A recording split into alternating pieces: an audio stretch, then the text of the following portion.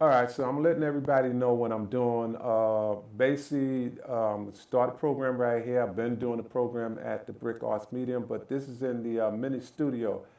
Beforehand, I was had a program, or I still have a program, and it's a radio show with the podcasters. So I got that together, and it's starting off with the title.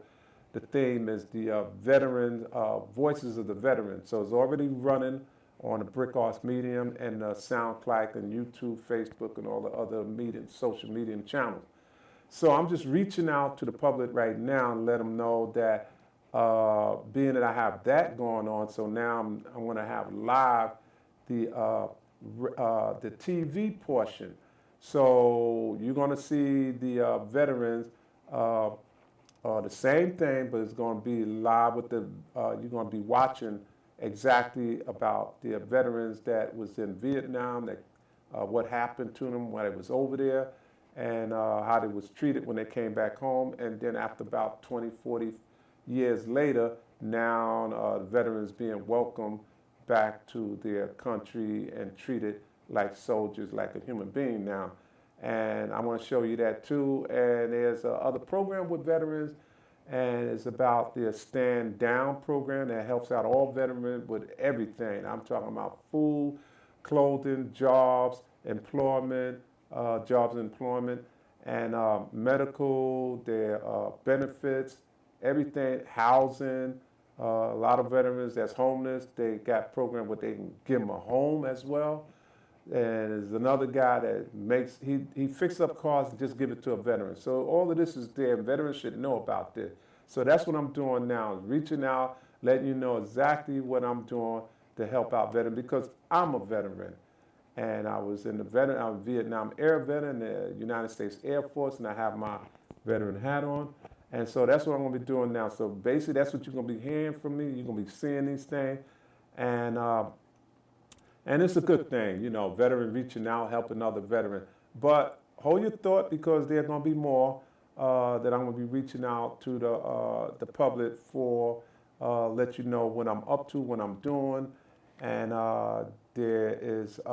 we started a program for the Medium Share right here at the Brick Arts Medium. And we had a mentor and two other producers from the Fulton Art Fair. And we already finished that up and got certificates. So I'm going to share that with you, and that came out excellent. And there's other upcoming things that's going on with the galleries that I belong to, and Fulton Art Fair that's coming up with their own fair, and what I'm personally doing with my art and video. So yeah, you're going to hear all of that, and I'm going to give you information how you can get help as veterans. You might have a DD Form 214, and you may have had a bad discharge, whatever it might be, but there is a program that can help you out, put you back on track. And it's so many things that you're going to be doing. So yeah, it's going to be really something that you're going to need, and so that's a good thing. So other than that, I'm just, making sure everything is running right, and we're going to see what's going on after that, okay?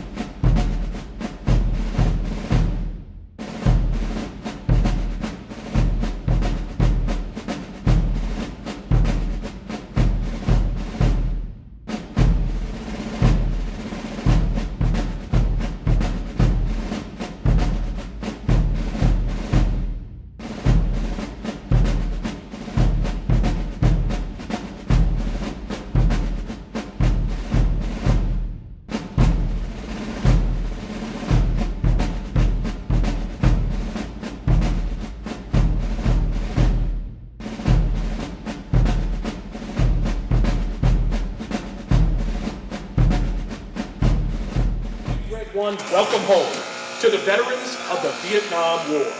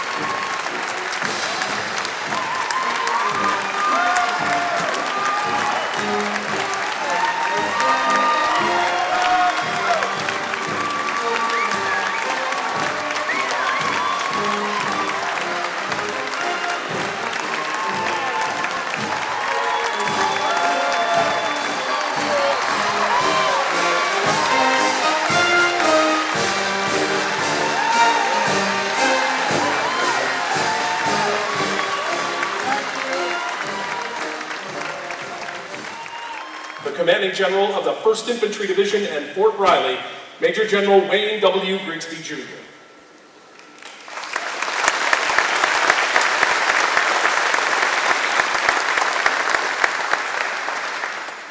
Are you guys going to help me through this? This is just incredible. I thought last night when I was standing in front of the K-State football team at the football game, and I turned around and saw those 18 and 19-year-old kids, big as a house, I thought I saw America. No, I didn't see America. I saw part of it, but what I saw just a couple minutes ago, I saw America.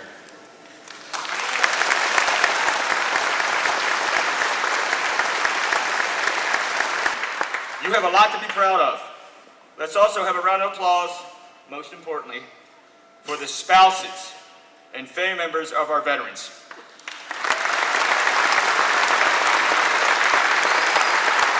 Like so many of the soldiers in this hangar, I've been to my fair share of deployment and redeployment ceremonies.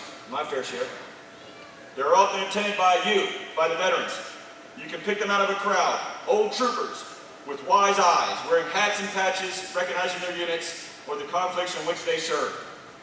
We have many dedicated Vietnam vets in the local community that never miss a deployment or redeployment ceremony here at Fort Riley. They never miss it.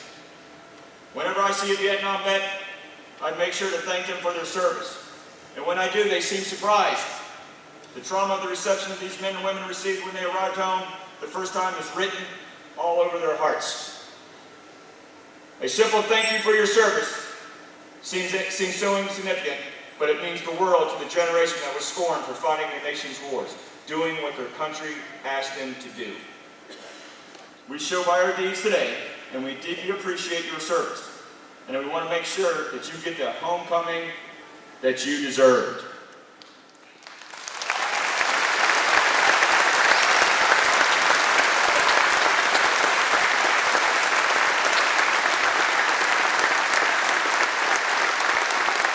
Ladies and gentlemen, your actions in Vietnam earned you a place in Grand Order of our combat veterans. Men and women who are forever united by bonds forged in blood, sweat, and steel. You share a bond with all those who put their lives on the line for strangers and faraway lands in the service of freedom. We will not ever forget your sacrifices, and we will continue to honor your legacy. No mission too difficult, no sacrifice too great. Duty first. Thank you very much. Thank you.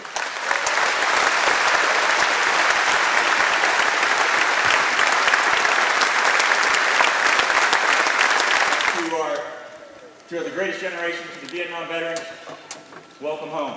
Thank you very much for everything you've done for us. You are now dismissed.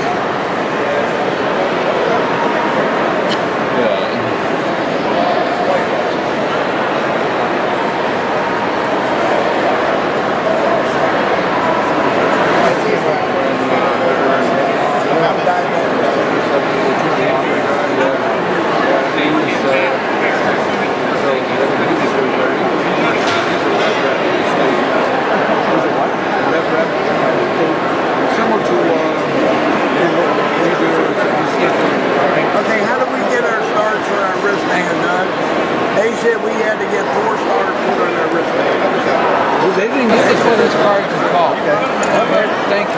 Help yourself. How you doing? All right, you? Thank you. How are you doing?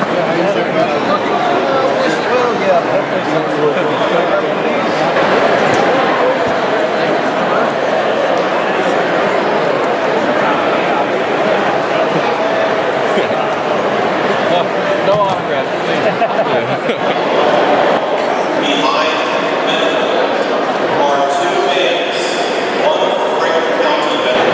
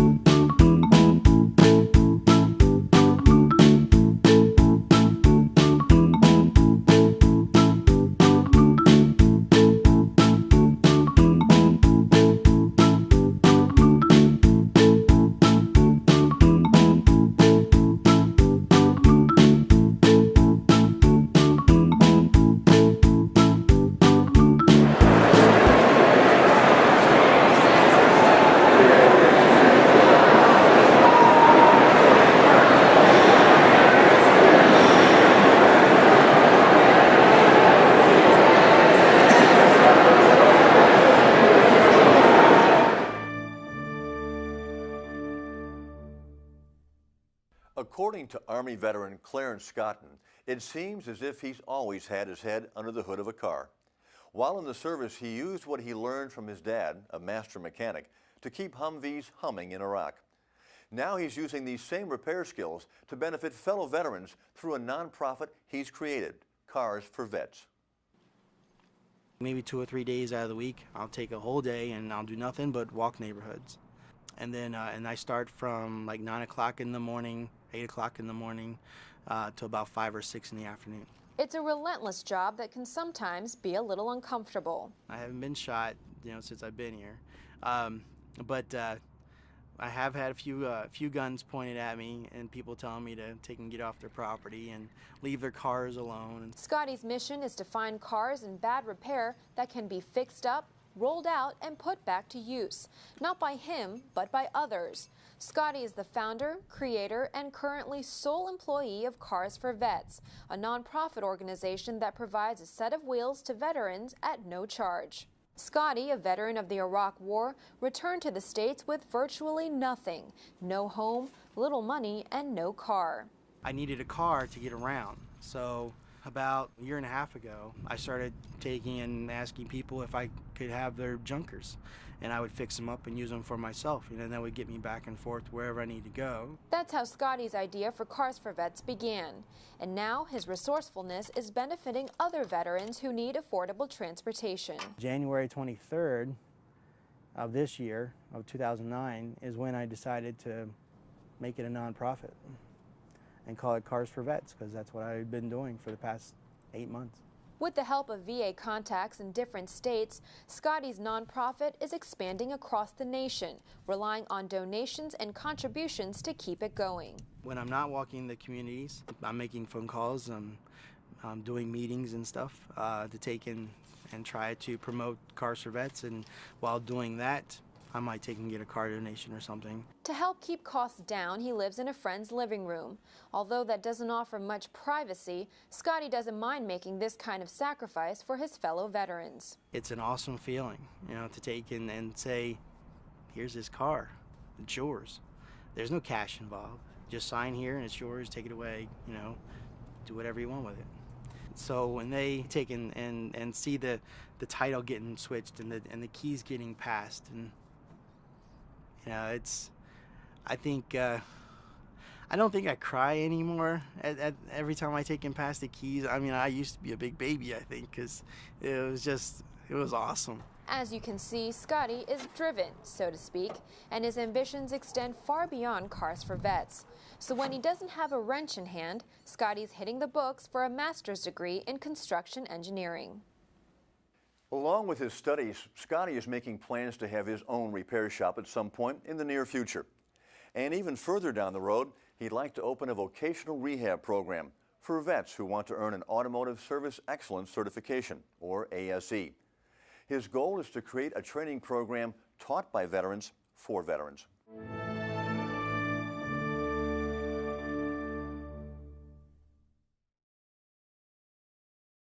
I've worn a lot of different kinds of suits in my day. The first one I can remember was a sweatsuit. It was red, white, and blue. I used to wear the hell out of that thing as a kid, especially on the 4th of July.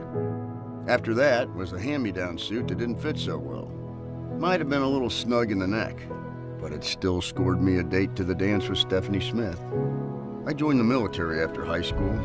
That suit was camouflage colored. It may not have been the prettiest number I ever wore, but it sure made me the most proud. I used to think about that uniform a lot because after leaving the service, I got myself into some trouble and, well, let's just say it earned me the right to wear a different orange jumpsuit every day. I spent a lot of time wondering if that was the last suit I was ever going to wear. I mean, it was the first time I'd ever been locked up. To be honest, I was starting to lose hope. But that all changed one day, and never in a million years would I have guessed it would be because of that camo suit I used to wear. Another vet told me about a rep from the VA who comes out to our facility. This rep calls himself a Veterans Justice Specialist, and he was looking to get in touch with any of us prisoners that had ever served in the military. I told my corrections officer that I was a vet, that I wanted to speak with this VA rep, and you know what? The rest was history. I've learned so much from talking to this guy, like how being incarcerated, convicted of a felony, or other legal issues in the past does not exclude us veterans from getting the VA benefits we earned, and how I could set it up so that my family could collect the remainder of my disability benefits while I was serving out my sentence. But I think the biggest help was learning about all the stuff that was waiting for me at the VA as soon as I got out. From helping to find transitional and permanent housing, to help with getting a job or getting back to school. You know, using your GI Bill, to medical and mental health services, and programs to help me with things like PTSD and addiction problems. I've learned a lot, and I mean a lot, of good stuff that I never would have learned had I not gotten in touch with that Veterans Justice Specialist. Together we ironed out a re-entry plan. He said it was one of the most important things for me to have, and because he had me take care of all the eligibility paperwork ahead of time, my transition out was a lot smoother than I had ever imagined.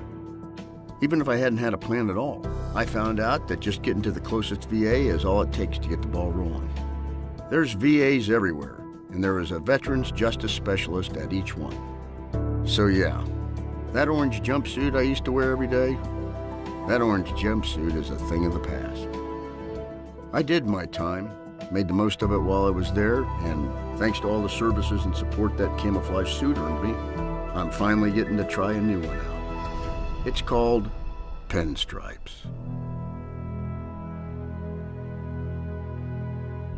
As a veteran and Veterans Justice Specialist, I want you to know there are many things you can do that will make a difference in your life while you're still here.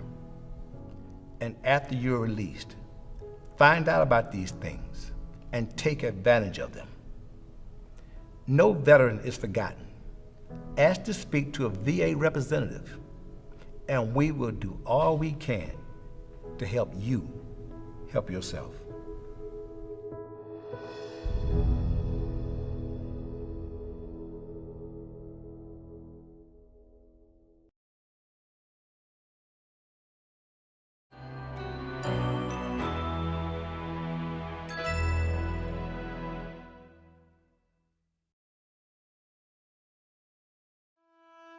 The war wasn't very popular. People were spitting on people in uniform in San Francisco when I came in from Vietnam. We went to Seattle. We was called baby killers. I wasn't even greeted at the airport. I just came home, went to bed. That was it. Thank you for joining us this morning for the Fort Hood Vietnam Veterans Welcome Home Ceremony.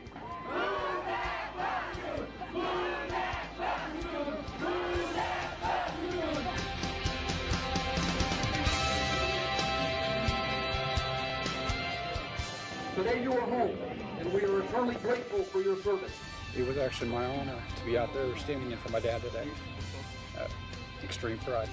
Today was the first time I've ever had an official welcome home, and it was great. It's really great. I think there never will be full closure, but I think that this event here today has made it so much better.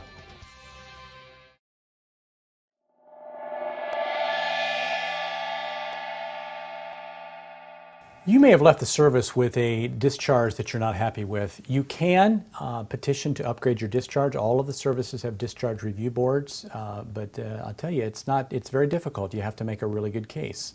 There's only about 15% overall that actually do get upgraded. If you've gotten an other than honorable discharge, it can only be upgraded to general.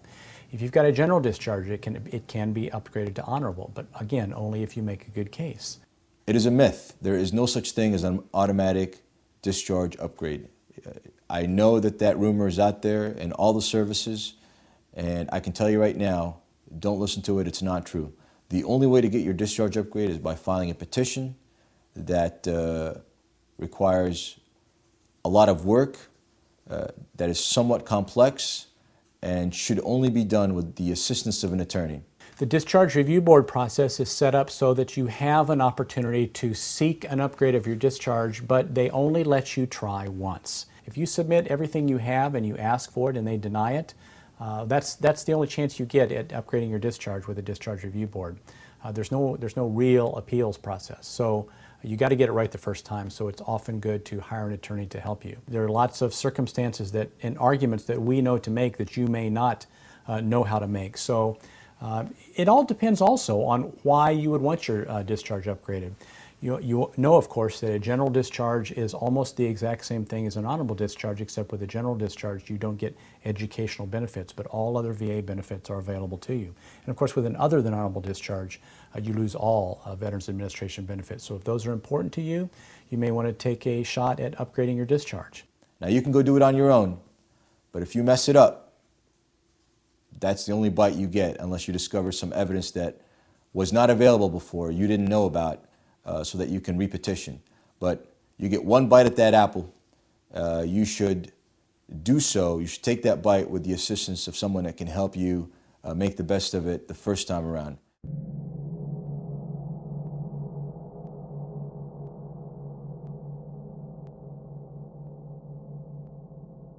Give you a little clip of what I was doing as far as the veterans, and there's going to be more, so now you got a taste of it, and there will be more, so hold your breath, stay tuned, continue watching the Artistic Talent Show, and you will be shared with more of what's going on with me and the veterans and other stuff that I'm doing.